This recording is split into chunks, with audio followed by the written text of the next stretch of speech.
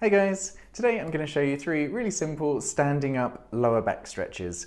Some of the best lower back stretches are done on the floor, but sometimes it's not easy to get down onto the floor, or you may want to do a stretch when you're at work or just buzzing around at home and you don't want to get down onto the floor. So having a few tools in your armoury where you can keep your lower back loose while standing up is a really good thing to do. So these are my top 3.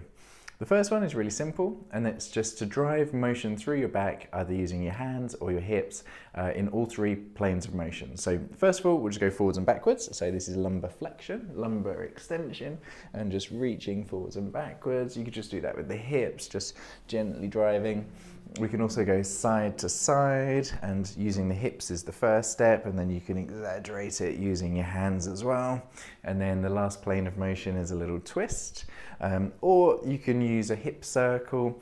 And when we're doing a hip circle, I like to say, imagine there's a huge bowl around you and you're just trying to scoop your back through that bowl, or even scoop your tummy through that bowl, so you're getting a nice lumbar extension and rotation all at once.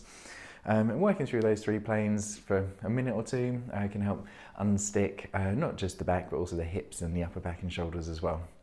The next one I do is using a chair or the stairs, is to put a foot onto the second or third step of the stairs, and then with the opposite hand reach across. So just being in this position means that I'm opening up the lower back joints.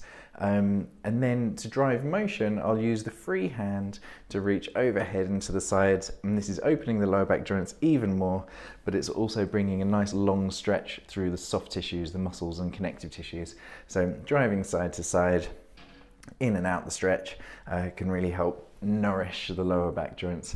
Obviously, to do that to the other side is other foot goes up, opposite hand across, and then reaching up and over is a lovely, lovely long stretch that engages all those tissues.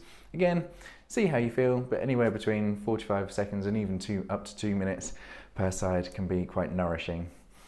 Lastly, I use a door frame.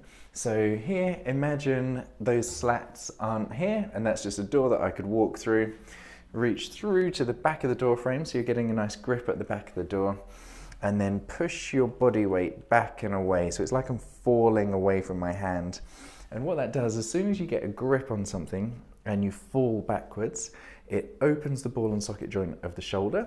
It also gets this nice long stretch through all of the connective tissues, basically from the hands to the pelvis. And we're unsticking the muscles at the shoulder, the thorax, the lower back, even the lateral hip. You'll also notice that I'll step back with the same side foot. So for my left hand is in, my left foot goes back. And from here, I just wriggle and breathe and expand my thorax, twist and turn, reach with that free hand.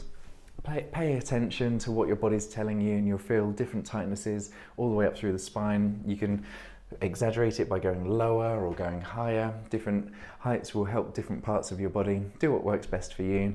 And once you find a good bit, wriggle around and use movement to unstick the tissue so it feels a bit lighter and easier. So nice and simple hopefully. They're my top 3, and if you have any comments or questions, just message below.